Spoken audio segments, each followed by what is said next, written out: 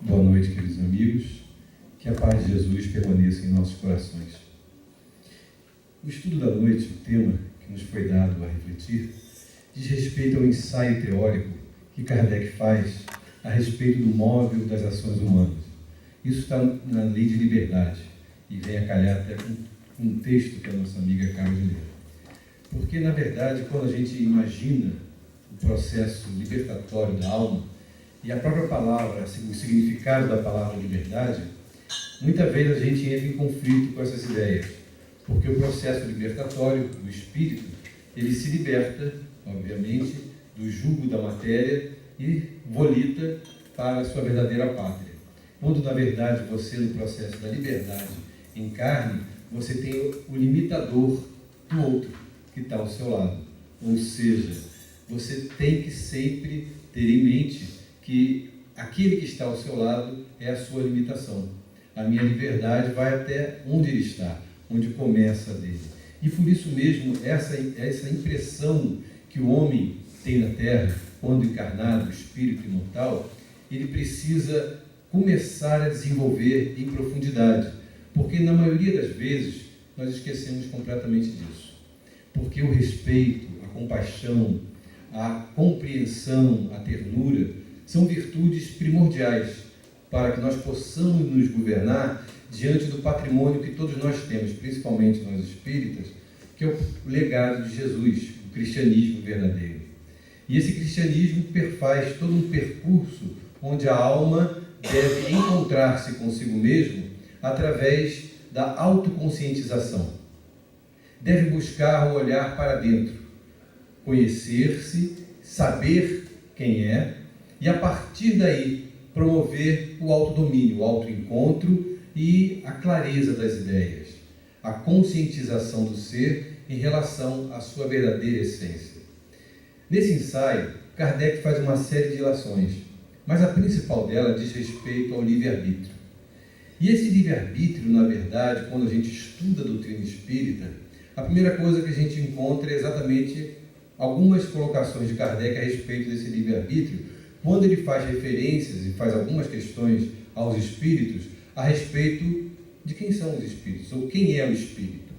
Ou seja, esse princípio inteligente do universo, é ali que ele começa o processo de desenvolvimento da inteligência, o princípio inteligente. Ele começa esse desenvolvimento da inteligência até chegar numa pergunta mais adiante, onde Kardec pergunta: quem são os espíritos?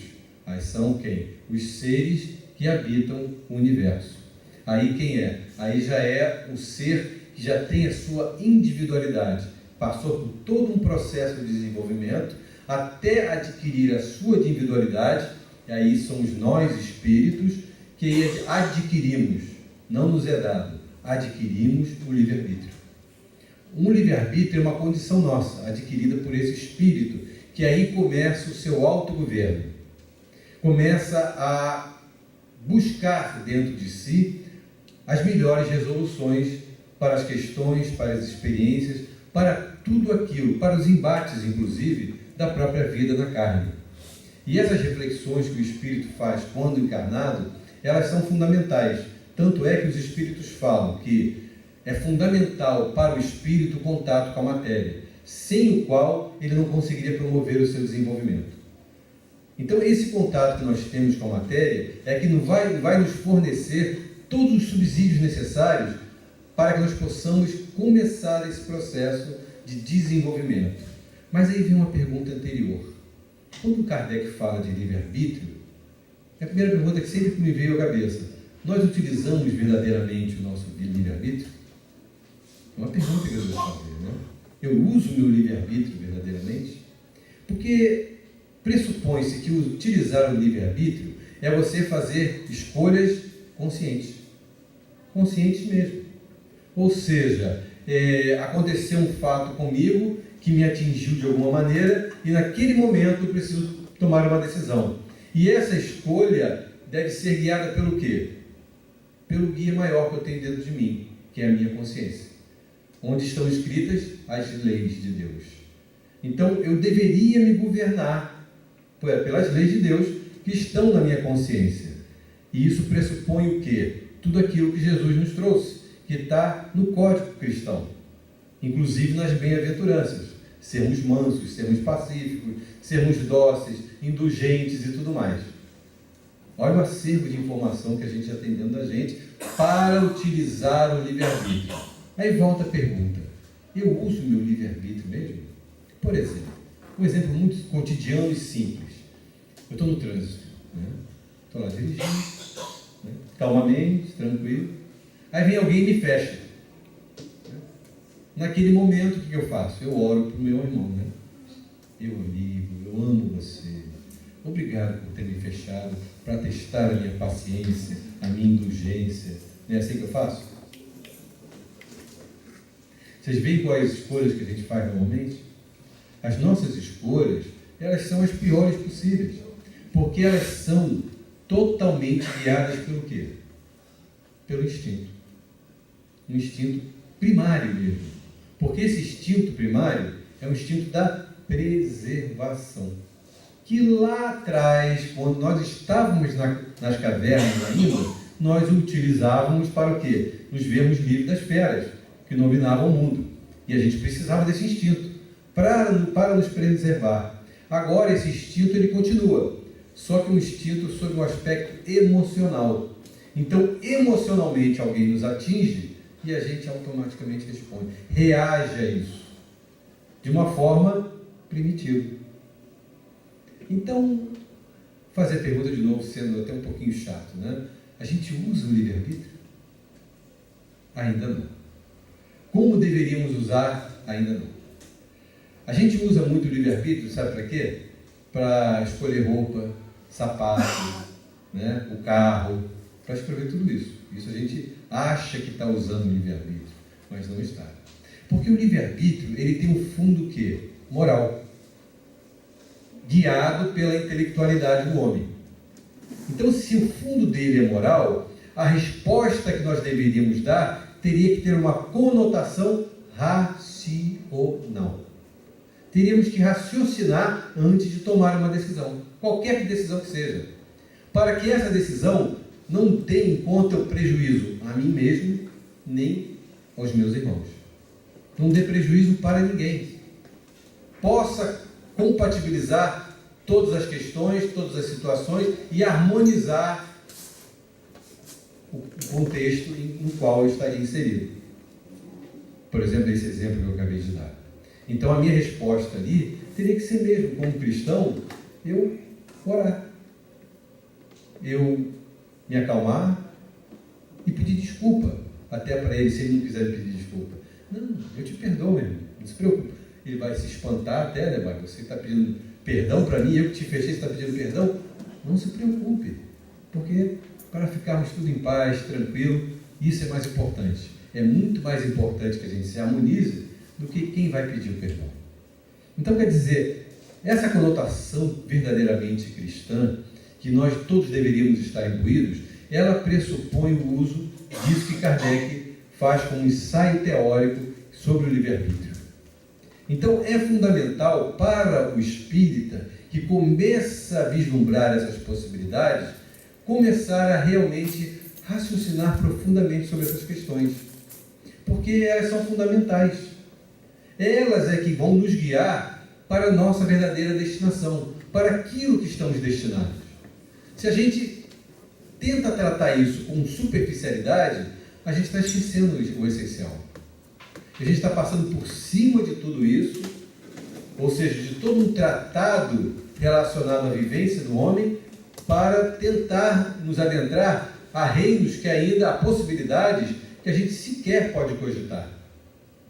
Por exemplo, eu nem cogito, ser humilde. Está muito distante de mim querer ser humilde, mas eu quero ser humilde. Para me chegar à humildade, o que eu preciso fazer? Adquirir todos dentro do processo o quê? A gentileza, a ternura, a compreensão e todos esses valores que vão facultar em mim essa possibilidade de um dia atingir o grau da virtude por excelência, que é a caridade envolvida pela humildade, e chegar a sermos, todos nós seremos um dia, um Francisco de Assis, por exemplo. Todos nós seremos. Não tenham dúvida disso, não precisa nem duvidar disso. Todos nós seremos isso. O problema sempre é tangido pelo processo da conscientização, que todos nós devemos permear para poder atingir esses objetivos. Só que para isso é necessário que a gente comece realmente a vislumbrar dentro da própria doutrina todo o acervo que ela nos fornece para essa vivência e principalmente para a utilização desse livre-arbítrio que Kardec fala desse ensaio teórico. Por exemplo, uma coisa que é fundamental para o espírita é que toda vez que alguém me fizer qualquer questionamento, seja ele de que área que for, em que momento que for, sobre que circunstâncias que forem, eu ter os 5 princípios da doutrina em minha mente. Sempre. Sempre. Incondicionalmente. Ou seja, ter a certeza de Deus, da imortalidade da alma, da reencarnação, a comunicabilidade dos espíritos e os mundos habitados, ou seja, a evolução. Então, toda vez que alguém me questionar, que eu pensar em alguma coisa, tudo que faz parte do universo humano, eu ter isso em mente. E isso vai, na verdade, me dar uma tranquilidade e uma nova, e a verdadeira, na verdade, não é nova, a verdadeira forma de abordagem à vida, que muda tudo. Pensa bem. Pensa bem. Em todas as circunstâncias que a gente passa, em dificuldades. Por exemplo, quer ver uma situação bem interessante? Quando Jesus nos chama a atenção para bem-aventuranças em relação às aflições. Bem-aventurados os aflitos. São todos os aflitos que são bem-aventurados? Não. Não. Só são bem-aventurados os aflitos que Jesus chama a atenção, que herdarão a terra e tudo mais, aqueles que, quando premidos pelo sofrimento, pela aflição, pela dificuldade, não reclamam. Agradecem, inclusive, o sofrimento, a dor e a dificuldade e a aflição. Agradecem. Por que agradecem?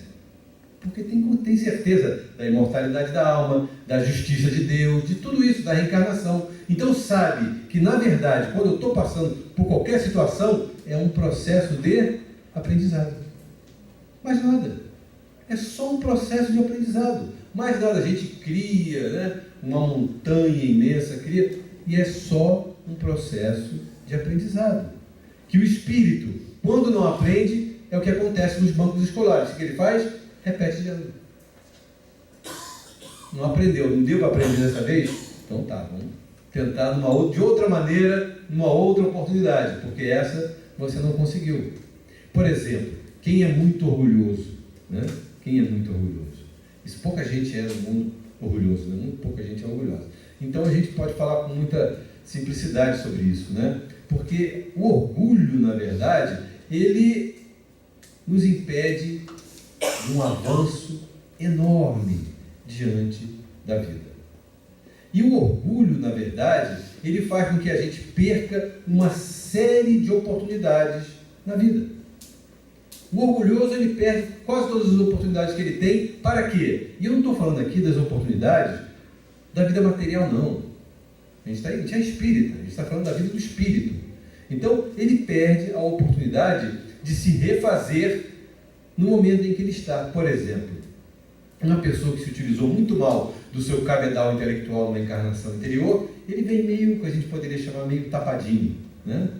Mas ele é orgulhoso, ele nunca se deixa envolver pela situação em que ele tenha que se sentir menor. Ele não deixa, então ele quer se sentir sempre grande, né? Ele quer se sentir sempre grande porque não deixa, mas isso o impede de avançar, porque ali era a oportunidade que ele inclusive me pediu dentro do processo reencarnatório para que ele passasse por aquela situação para podar o seu orgulho.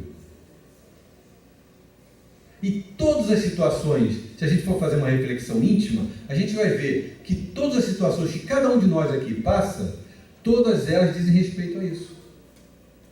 As dificuldades que você passa, as alegrias, as tristezas, as dores, tudo isso diz respeito a algo que você tem que modificar em suas características, dentro da sua personalidade. Você precisa mudar, só que você não vê. Normalmente a gente sempre olha com os olhos da matéria. E é isso que Kardec fala nesse ensaio. Que o homem, ele é tangido sempre pelo olhar da matéria. E ele esquece o essencial. Ele esquece o fundamental. Ele é um espírito imortal que precisa ver o mundo e ver-se a si mesmo como um espírito imortal, tal qual é. Se não é assim, a doutrina espírita ainda não surtiu o efeito que deverá surtir um dia. É eu olhar para tudo e para todos com o olhar da imortalidade da alma. Por exemplo, eu olhar para os meus filhos, para os meus netos, para os meus parentes, não como, vamos dizer assim, como um significado que eles tenham dentro da parentela consanguínea que o mundo me oferece, mas como irmãos que eu estou reencontrando para refazer o caminho. Só isso, são meus irmãos. Então, quando eu olho para um filho, eu já não posso mais ficar dando ordem para ele, porque ele é um irmão. O que eu tenho que fazer, como pai, como avô, como mãe, seja como for, é ajudá-lo a se guiar com muito amor e disciplina também, que é fundamental, no seu transcorrer da atual existência. Ter um olhar muito claro, fora da matéria, olhar para aquele espírito mesmo, imortal, e ver, poxa, ele tem tendências a tal, tem tendências a Y, a X, então eu tenho que ajudá-lo, né, a encontrar o caminho para ele se reajustar com a sua própria consciência. É isso que eu deveria fazer. Mas a minha preocupação é essa normalmente? Não, eu quero o melhor colégio, eu quero o melhor iPhone, eu quero isso para o meu filho, eu quero... Isso é nada. Isso, vou repetir, é nada. Isso não significa absolutamente nada. Não tem valor nenhum. E o pior, que a gente só vai reconhecer isso quando desencarnar. E do outro lado a gente chora. Puxa, eu perdi a oportunidade. Olha lá, a vida me deu a oportunidade de reencontrar com aquele irmão, naquela condição, e ali a gente podia refazer um caminho belíssimo, e eu fiquei preocupado com coisas. Vocês entendem como o desvio é grande nosso normalmente? É muito grande. E nós, como espíritas, temos que começar a viver e raciocinar como espíritas. Viver na matéria, não se deixando envolver pela matéria. É difícil? É difícil? Não, não é. Não é difícil. É porque a gente não quer. É que a gente não quer. A gente tem que se confessar para si mesmo. Não é para o padre mais não, né? A gente se confessa para si mesmo, né? E não quero ainda. Eu prefiro tal vida, né? Eu prefiro tal situação. Eu ainda não quero. Aí vem o questionamento. Por que eu não quero? Será que eu não entendi a doutrina? Será que eu não entendi ainda as assertivas de Jesus? Será que isso ainda não introjetou dentro de mim de tal forma que tenha mexido nas minhas fibras mais íntimas e começado a promover a minha mudança? Será que isso ainda não aconteceu? Pode ser que não. E se não aconteceu, poxa, vai começar agora. Então. É agora que eu vou começar, porque eu senti que eu preciso. É mais forte do que eu. Quando começa essa necessidade de ser mais forte, é porque realmente surgiu a hora. Porque aí a gente começou a aquilatar o que é importante na vida. Isso é interessante, porque os espíritos falam, para Kardec e em outras questões, que na verdade, em mundos superiores, o espírito quando reencarna, ele já não sofre tanto as injunções da matéria. Ele já quando novo ainda, jovenzinho, ele já tem mais consciência de si mesmo e do que precisa fazer. O nosso embotamento ainda diz respeito à condição do nosso planeta. Nós estamos no planeta de prova e de expiação, onde predomina o mal. E a gente reclama de tudo, né? Como é que eu vou reclamar? Isso é um contrassenso, né? Ou seja, eu reclamo que a vida está ruim, é muita violência, é isso, é guerra, mas o que prevalece aqui é o mal ainda. Nós estamos num planeta onde prevalece o mal, então eu não devo reclamar disso. Isso faz parte do contexto do planeta em que estamos atualmente. O que eu devo fazer é não compactuar, não pactuar com o mal. Isso é que eu não devo fazer. Ou seja, é aquela velha história dos jovens, né, que jogam videogame, né? Game over, passei para a próxima fase, né? Estou noutra fase agora do jogo. Eu passei para outra etapa. Isso não me serve mais. Eu não quero mais. Mas isso tem que ser de forma consciente. Não adianta eu criar uma máscara, essa persona, que ela acaba se desfazendo com muita facilidade. Isso tem que ter robustez. É pautado pelo quê? Pelo conhecimento e pela vivência. A vivência e o conhecimento são fundamentais para aquele homem, para o ser humano que já entende os porquês da vida, cujas suas respostas já começam a ser respondidas verdadeiramente pela doutrina espírita. E sendo respondidas, ele começa a vivenciá-las no seu dia a dia. E muda completamente a sua forma de abordagem, inclusive nas suas relações, que aliás, principalmente nas suas relações. As suas relações começam a ser pautadas na conta de quê?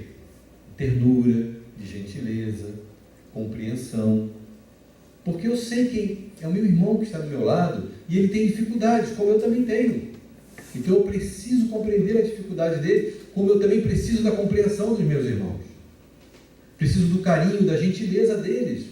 E se eu consigo me envolver em gentileza, em carinho, isso começa a transformar a vida ao meu derredor. As pessoas se sentem impactadas por isso. Quem é que não se sente impactada por um gesto de gentileza, de ternura, por um abraço, um sorriso? Não há quem não se sinta sensibilizado. Eu hoje em dia, é a experiência própria, né? Eu tenho uma netinha que está morando comigo por enquanto, a Letícia. Ela acorda de manhã cedinho: vovô, estou linda. Acabou. Meu dia já está ganho. Aí vem me dar um beijo, me dá um abraço, acabou. Eu preciso de mais alguma coisa para ter um dia feliz? Não preciso de mais nada. Porque isso engrandece o nosso coração e faz com que aquele aspecto da ternura, da compaixão, comece a despertar dentro da gente. E se a gente ainda é uma pessoa dura, isso começa a amolecer. E a gente começa a viver a vida de outra maneira. Aí sim, aí a gente volta ao ensaio teórico de Kardec. Quando a gente começa a compreender tudo isso, a questão do livre-arbítrio começa a ficar mais clara. Então, na verdade, não existe, por exemplo, aquilo que a gente achava que tinha no passado, o fatalismo, né? Estamos fadados a ser assim, né? Tem o estigma tal, minha vida será assim e acabou. Não existe isso. O único fatalismo que os espíritos dizem que existe, que nem é fatalismo, na verdade é o quê? Nós temos uma programação no mundo espiritual. Essa programação, ela tem um direcionamento e possivelmente vai perfazer alguns encontros que teremos com irmãos do passado. Então, esse é o fatalismo que tem. E que, inclusive, pode ser modificado. Eu posso mudar todo o curso da minha existência. Todo ele. Mas essa é a única linha mestra, que assim se poderia chamar de fatalismo, que tem. O restante não existe. Tudo é guiado pelo livre-arbítrio. Ou seja, são nossas escolhas que vão determinar o nosso futuro. Eu, nesse momento, eu estou escolhendo o meu futuro. As minhas opções intelectuais, emocionais, morais, vão perfazer o meu caminho lá na frente. São essas escolhas que estou fazendo agora, e quando elas são feitas com extrema responsabilidade, elas vão trilhar um caminho maravilhoso lá na frente. Do contrário, como a grande maioria ainda o faz, não se utiliza perfeitamente do livre-arbítrio. Então vai fazendo escolhas ao bel prazer, impulsionado pelo jargão da maioria. E esquece de que é um ser que precisa ter consciência e fazer as suas escolhas, segundo as suas necessidades. Por que eu falo segundo as suas necessidades? Porque, na verdade, nós sabemos que somos muito iguais em origem, mas muito diferentes por conta das nossas escolhas. Então, cada um tem a sua necessidade particular. Por exemplo, nenhum desencarne e nenhum reencarne é igual ao outro. Por quê? Porque cada um tem a sua necessidade. Então, tudo é diferente. tudo é completamente diferente. A única coisa que temos de igual é a nossa destinação. Todos seremos felizes. Todos encontraremos a realização íntima da conscientização. Todos chegaremos lá, uns mais rápido e uns mais devagarzinho. Então vai depender da minha escolha, é aquela história. Quando eu entendi a lição, quando eu compreendi o que Jesus nos trouxe, e mais ainda outorgado pelo que os Espíritos nos trouxeram posteriormente, que é a nossa doutrina amada, aí, quando eu compreendi isso, aí realmente as minhas escolhas, a minha vontade, começam a determinar um novo percurso na minha existência. Aí começa a ver aquela história, né? As pessoas começam a falar assim, poxa, essa pessoa é diferente, essa pessoa não é igual a todo mundo, por que ela é assim? Né? Por que acontece dessa maneira? Por que vê as coisas dessa maneira? Por que reage, ou age, melhor dizendo, às situações diferentes da maioria? É porque entendeu o recado de Jesus. Entendeu o recado de Jesus e começa a vivenciá-lo. Todos os dias, em todos os momentos, sem fazer qualquer diferença. Por quê? Porque ele sabe que todo momento, toda situação, em qualquer tempo, é momento de se aprender. É momento de angariar fundos para o seu processo de desenvolvimento moral e intelectual. Tudo isso diz respeito à condição do homem no planeta. Para nós espíritas, aliás, isso tem uma abrangência maior ainda, porque não nos falta conhecimento para entender isso. Não nos falta razão para entender isso. A única coisa que nos falta é querer. É a única coisa que nos falta. É querer. É eu me perguntar para mim mesmo, no meu solilóquio íntimo, à noite, que ninguém cresce por ninguém, né? Isso é individual. Perguntar, o que está me faltando para eu realmente querer? Será que eu entendi a mensagem? O que me falta para entender a mensagem? Falta conhecimento? Falta intelectualidade? Falta o quê? Muitas vezes não falta quase nada. Falta só, como eu falei anteriormente, querer. Ter vontade. Mudar a direção da história. A gente acha, por exemplo, são coisas engraçadas que a gente vê conversando com os amigos, que coisas pequenas não modificam as nossas situações, né? Mas uma vez eu conversando com um amigo, desculpa, ele falou assim, Jair, você ainda vai a Maracanã, essas coisas todas? Eu falei, não, é isso. Não é que você ache ruim, nada disso não, mas é que não me interessa mais. Tem coisas que não me interessam mais e eu não vou, não me interessam mais. Então eu não vou. Ele falou, é mesmo? Isso modifica alguma coisa em você? Olha, eu não sei, porque já faz tanto tempo que eu não vou, que eu não faço determinadas coisas que, não sei, eu acho que me ajudaram sim. Você acha que eu devo fazer? Eu acho que você deve fazer a escolha que você achar pertinente, aquilo que você acha importante para você. E vá fazendo, com consciência. Muito tempo depois, eu encontrei com ele e falou, Jair, você sabe que minha vida mudou completamente. Quando eu parei de ir a Maracanã, de ir a determinados lugares, ter determinados comportamentos, mudou completamente. Eu falei, você sabe por quê? Ele falou, não é porque você tenha se tornado muito melhor não, mas já sabe por quê? Ele falou, mas por quê? Eu falei, porque para todos os lugares que a gente vai, a gente carrega uma emoção, não carrega? Que é aquilo que você é, né? Quando você carrega isso, você também carrega quem? Os seus companheiros. As suas influenciações. E eles estão o tempo todo com você. Como a gente é premido, é atingido por essa influência o tempo todo, de ordinário, são eles que nos dirigem, segundo os Espíritos, vocês imaginem como isso é importante em nossas vidas. E a gente não dá muita importância a isso. Isso é fundamental, inclusive para a gente adquirir essa vontade firme. Mudar hábitos antigos, que parecem até hábitos pequenininhos, mas que começam a modificar a nossa tessitura emocional e sentimental também, para nos autogovernar numa outra direção. Aí sim, começar a utilizar o livre-arbítrio, com muita consciência. Ou seja, eu estou tomando opções, estou tendo opções para que eu comece a mudar o rumo da minha história, com muita clareza. Isso pode levar um tempo? Pode, mas eu já estou começando a me direcionar, porque eu senti essa necessidade e compreendi o porquê dessa necessidade. Por exemplo, a necessidade de ser gentil o tempo todo. Como é bom ser gentil. Vocês já experimentaram ser gentis o tempo todo? Fala assim um dia para você, acorda, fala assim: hoje eu vou ser gentil com todo mundo o tempo todo. Tenta fazer essa experiência. Faz, como observador. Mesmo que a gentileza, ela não seja totalmente verdadeira, mas é uma experiência. Tente ser gentil o tempo todo para as pessoas.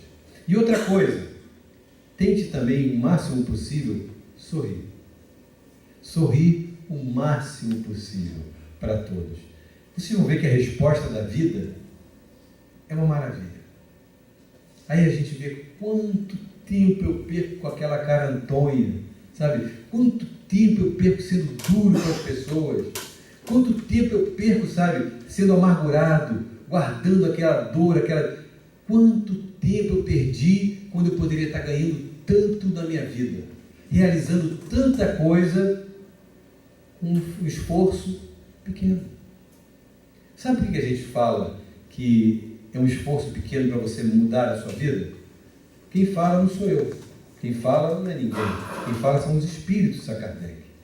Na pergunta 919, Kardec pergunta dos espíritos: o que seria necessário para o homem, né, mudar, né, poder encontrar um caminho profícuo, né, rápido na sua existência? E os espíritos falam: olha, a única coisa que você precisa é um esforço insignificante. Um esforço insignificante.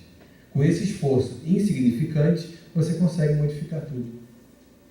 Aí ele continua a sentença: mas quão poucos fazem esforço? Esse é que é o problema.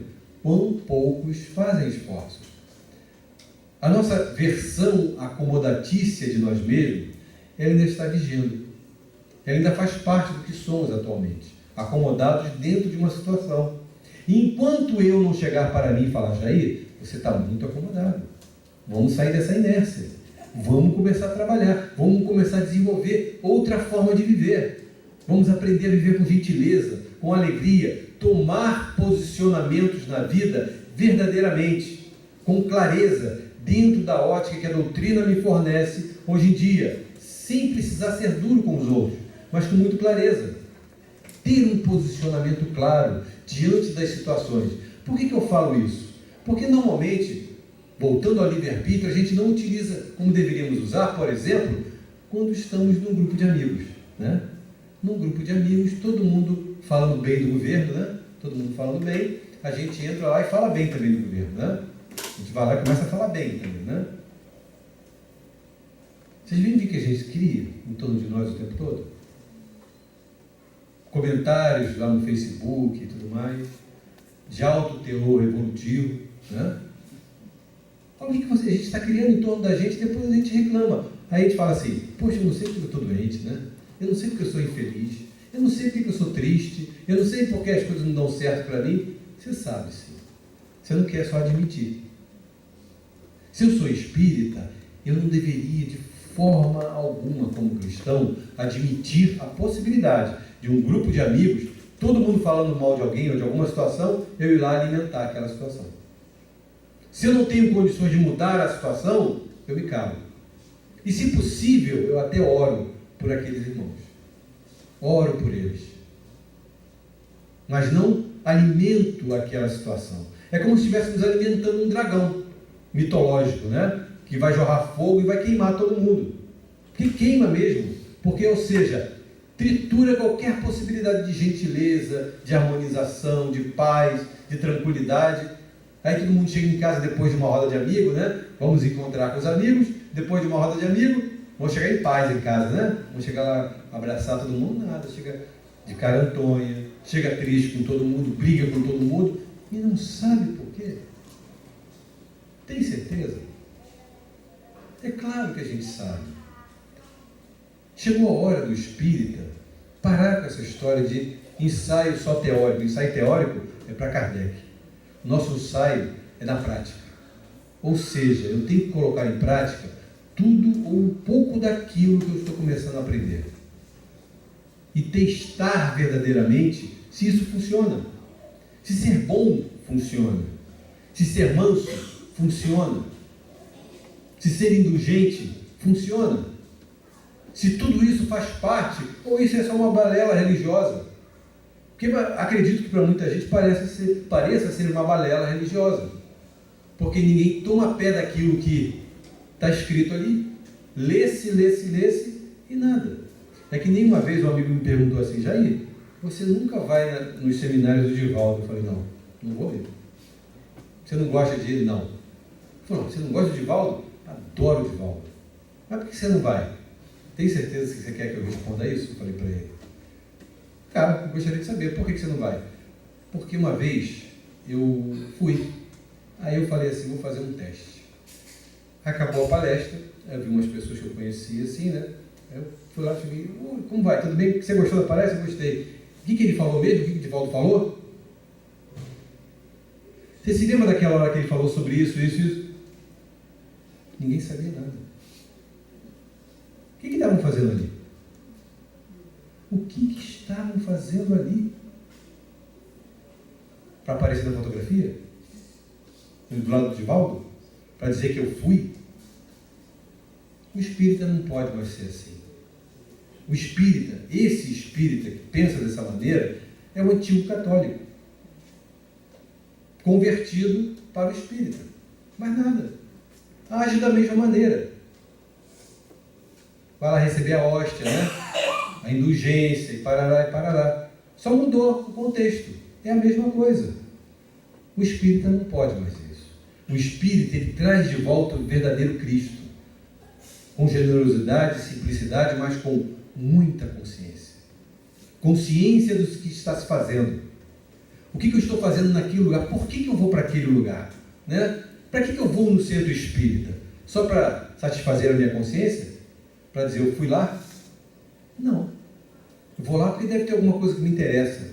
E eu vou saber se aquele rapaz estava falando lá, se ele está falando mentira. Eu vou pesquisar o que ele falou.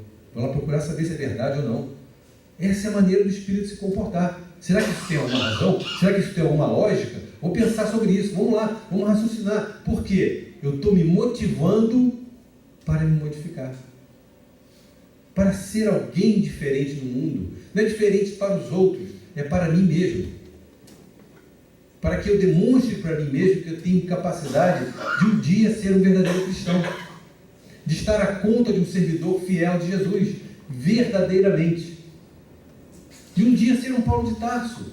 Vocês imaginem que o nosso caminho de Damasco, ele se apresenta todos os dias. A nossa estrada de Damasco, ela já se fez nessa existência. Porque quando Paulo encontra Jesus, e ele vê o lumen, e Jesus fala com ele, ali é o encontro dele com a verdade, do que é o cristianismo e a luz do Mestre. A gente não teve esse encontro nessa existência? Todos nós tivemos. Está aqui. A doutrina espírita. É o lumen do Cristo às nossas vistas. Só que quem tem olhos de ver? Essa é a pergunta. Quem tem olhos de ver? Ou a gente ainda está enceguecido pela ilusão?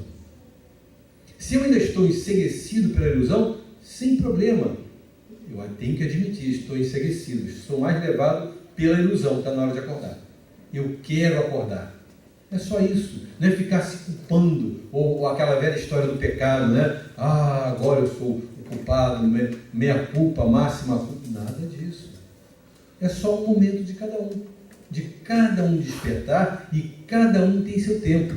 Cada um tem a maturidade para entender ao seu tempo o significado dessa mensagem. Que é uma mensagem muito mais ampla e que a doutrina começa a descortinar, mas que tem muito mais coisas para vir por aí. Mas que nós ainda não temos capacidade de compreender. E por isso mesmo os espíritos, em muitas respostas, eles se limitam a dizer: olha, vocês não têm capacidade ainda, vamos até aqui dá, mais para frente não dá, vocês não conseguem entender ainda, então vamos tentar fazer até aqui, a compreensão dessa situação até esse momento. Então, isso é importante. A gente entende a nossa limitação, mas a gente sabe que precisa avançar bastante. Ainda falta muito a avançar nesse sentido.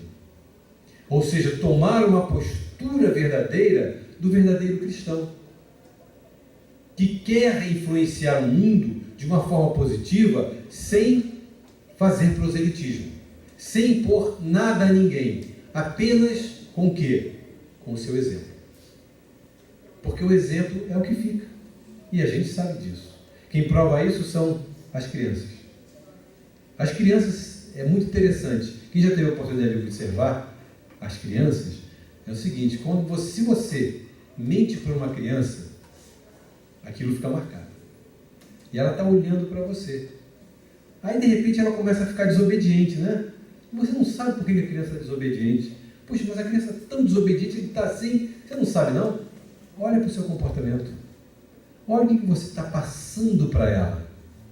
Se você vive em verdade com ela, com muita clareza, de igual para igual, ela vai te respeitar. Vai entender o exemplo que você dá, vai saber da sua fragilidade também, que você é uma pessoa frágil, uma pessoa comum como ela, e vai te respeitar. Agora, se você cria uma imagem fictícia, ou até mente para ela, isso vai pesar profundamente no comportamento da criança. E a gente não leva em conta isso na educação das crianças. Que isso é o mais importante. Esse, por exemplo, é o olhar do verdadeiro espírita, que não está vendo ali apenas aquilo que momentaneamente eu poderia chamar de, com o pronome errado, utilizando o pronome de forma inadequada, né? Meu filho. Porque ele não é meu filho, ele está meu filho, momentaneamente. E ali eu tenho que, junto com ele, trabalhar de forma que possamos nós dois crescermos juntos, respeitando-nos, compreendendo-nos mutuamente, porque não há quem não se deixe contagiar pela linguagem do respeito, do amor e da compreensão. Não existe quem não consiga se contagiar por isso. Até o mais duro dos assassinos se deixa contagiar por isso. E a gente sabe disso em várias experiências. Tem uma experiência, então, muito interessante, que se passou com o Divaldo Pereira Franco, na sua sessão mediúnica, na Mansão do Caminho, cujo espírito, uma vez, ele se apresentou dizendo assim: ode ao ódio. E teceu, fez uma ode ao ódio, uma coisa vislumbrante, impressionante, sabe, um poema impressionante, uma ode ao ódio impressionante. Todo mundo ficou impactado, inclusive Divaldo, com aquilo. Tentaram doutrinar ele durante um bom tempo, conversar com ele, mas era um espírito, um porte intelectual tão grande que era muito difícil dobrar aquele espírito. Então, se tentou-se durante muito tempo, alguns meses, né? Até que um dia, Divaldo, né, depois de muito tempo, de passado algum tempo, Divaldo vê, ele está sentado na reunião mediúnica, e ele vê entrando um espírito, bem luminoso mesmo. E vai chegando perto dele e consegue identificar. Ele não acredita. Ele fala: aquele espírito, a história é mais longa, não dá para contar toda. Aquele espírito, aí aquele espírito para e dá uma comunicação. Ode ao amor. E começa a tecer uma ode ao amor. E Divaldo não entende nada. Outro dia ele estava fazendo ode, ele coordenava uma multidão de perseguidores do plano espiritual. E agora está falando ode ao amor? Aí Joana explica para ele: meu filho, o que aconteceu foi o seguinte: ele se cansou do ódio, se cansou da dor, se cansou do amargor, se cansou. E naquele momento em que a guarda dele baixou, foi chamada até ele quem? A mãe dele. A mãe dele, com toda ternura, o fez chorar, compreender a sua posição, e toda aquela força, todo aquele conhecimento, toda aquela intelectualidade que ele tinha, ele virou a chave. E virou ode ao amor. E virou um trabalhador da Mansão do Caminho. É possível modificar dessa maneira? É. Basta que eu queira, que eu tenha vontade de fazê-lo, que eu compreenda o porquê, com muita consciência, dessa modificação. o significado de eu estar aqui, com muita consciência, saber o porquê de cada coisa que acontece na minha vida, começar a compreender, por exemplo, a olhar para as pessoas com muita clareza, a importância de cada pessoa na minha vida, a importância de cada situação na minha vida. Porque o que nos falta muito, sabe o que é? É uma coisa que pouca gente, eu conheço muito pouca gente que tem essa capacidade. É uma coisa simples, que se chama atenção. Você aprender a dar atenção a tudo e a todos. A pessoa que é uma pessoa extremamente atenta é uma pessoa que vive a vida o tempo todo. Tem um seriado que está passando que é impressionante. Eu não conhecia muito a história dele, que é de Albert Einstein. O nome do seriado é Gênios.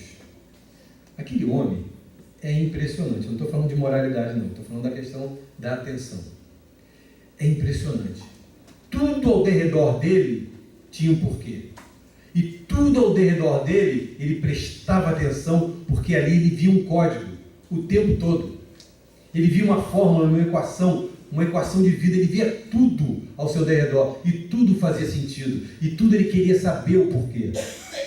Normalmente, a gente passa pelas situações e nem olha. Quer ver uma situação corriqueira, que as pessoas nem se dão conta mais, não se maravilham mais? Você, por exemplo, você passa ali no aterro do Flamengo, né? E olha aquela paisagem, né? É uma paisagem exuberante, maravilhosa, de enternecer. É para parar, todas as vezes que passar em frente e olhar. Que coisa, olha a obra de Deus, olha que coisa linda, né? As pessoas passam por uma rosa, por uma flor, por uma criança, por um passarinho, indiferentes, completamente indiferentes. A gente passa pelo nosso irmão na rua, completamente indiferente. Como é que a gente quer achar que vai dar passos largos sem compreender essas minúcias da vivência?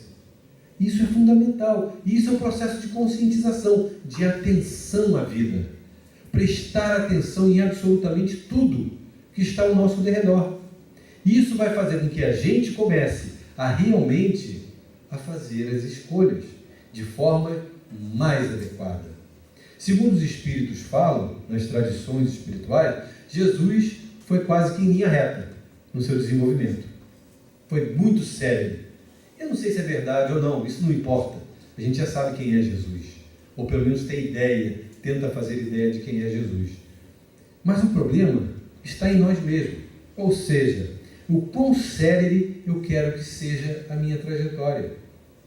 Ela é tão tortuosa, eu faço escolhas tão desiguais, tão fora de parâmetros que eu começo a ter como norteadores da minha vida, que são os princípios da doutrina espírita, que eu me pergunto, será que o que eu estou fazendo? O que eu estou fazendo da minha vida? O que eu estou fazendo da vida das pessoas? O quanto eu estou colaborando para um mundo melhor? Eu falo isso, eu e minha esposa, a gente dirige na nossa casa, que a gente frequenta, a evangelização, né? E a gente sempre pergunta para as crianças, a gente conversa com as crianças sobre esse processo de conscientização em que a gente precisa tomar conta, inclusive, do nosso planeta, né? Precisa tomar conta do nosso planeta. Ter todo cuidado com a água, com o desperdício, com o lixo, com tudo mais. Aí uma vez a gente estava conversando sobre isso, aí o menininho levantou a mão. Mas tio, você está falando tudo isso, mas eu acho uma coisa muito engraçada, tio. Sabe o que é? Aí você está falando isso para a gente, se eu converso sobre isso com a gente, mas quem faz isso o tempo todo são os adultos. Eu falei, você está certo. Você está certo mesmo. Quem tem que se conscientizar somos nós. Nós é que estamos fazendo isso. Nós é que estamos poluindo tudo. Nós estamos acabando com o planeta e acabando conosco mesmo. Acabando com as amizades, acabando com o colorido da vida, deixando de nos encantar pela existência, nos tornando duros, incompreensivos, inflexíveis. Isso é muito ruim. Isso é muito ruim. Nós não viemos para isso. Nós viemos para ser a luz do mundo. Todos nós. Viemos para brilhar. Brilhar não no sentido do superstar, não, mas brilhar diante da luz divina. Porque todos somos lucigênitos, todos viemos da luz, e lá voltaremos, para lá voltaremos, não tenho dúvida disso. Mas por que então, já que começamos a tomar consciência através da doutrina espírita, por que então, através desse processo de conscientização, começarmos a promover as modificações que tanto queremos no mundo em nós mesmos? Em vez de olhar para fora e criticar os outros, dizer que o outro não faz, que eu começar a fazer. Fazer no seu condomínio, na sua casa, na sua rua, na sua família, no seu trabalho, em todos os lugares. Começar a ser um influenciador positivo. Hoje não tem tanto influenciador digital, né? Que se fala tanto, né? Ser um influenciador positivo da vida. Influenciar a vida de forma positiva. Começar a amar verdadeiramente a obra de Deus, em todos os seus pormenores. Começar a se encantar com a verdadeira arte, por exemplo. Alguém aqui gosta de poesia? Alguém lê poesia? Eu sei que é difícil mesmo. Mas acho que não sei se eu falei sobre isso na última vez. Tem uma amiga nossa, que nosso amigo alguns conhecem aqui, pelo menos a família, já frequentou aqui o Fabiano, né? A Ana Guimarães e o Geraldo Guimarães. A filha deles, que é muito amiga minha, já há muitos anos, a Anete, ela fez uma pesquisa um tempo atrás, e muito curioso, muito interessante até, e depois foi comprovada a pesquisa. Ela começou a se questionar por que tinha tanta poesia na literatura espírita, já que os espíritas não leem poesia nada, nenhuma. Ninguém lê poesia, por que tanta poesia? Mas é um calhamaço de poesia que não acaba mais, é tanta poesia. Já pararam para perceber quanta poesia tem? Livro de poesia? De Chico, de Divaldo, é uma imensidade. Para que essa poesia toda? Se ninguém ler, é melhor fazer um outro livro, André Luiz, né? Um outro livro interessante, de qualquer autor espiritual. E ela teve a resposta dos espíritos. Na verdade, os espíritos falando, né?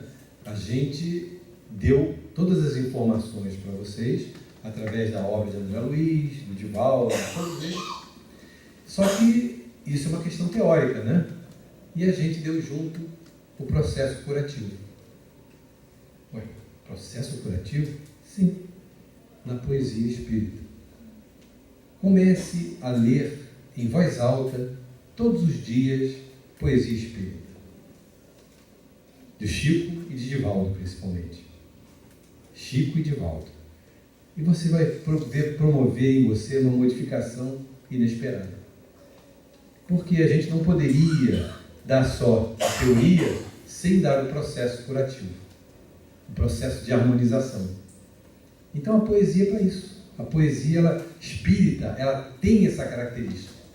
Tá? Você lê, se contagiar, e principalmente o entrelace das palavras, elas têm uma conotação que levam à harmonização do cérebro.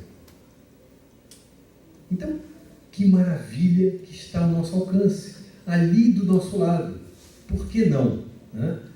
Eu sou suspeito que eu sempre gostei de poesia, antes de até conhecer a poesia espírita. Sempre adorei poesia e música. Então, para mim, era um lugar. Quando a Anete me falou sobre isso, eu falei, nossa, agora eu vou ler todo dia. Todo dia. Tanto é que no nosso Caminho da Esperança, a gente tem um trabalho de não só ler em voz alta, mas decorar poesia. Então a gente decora muitas poesias, né, para poder, inclusive, dialogar com o que a arte tem de melhor. Dialogar com o que o mundo espiritual nos traz para a harmonização do ser. E começar a trabalhar intimamente, de forma que um dia, quem sabe, não sei quanto tempo isso vai levar, no meu caso, eu possa dizer realmente atingir o meu objetivo na atual existência.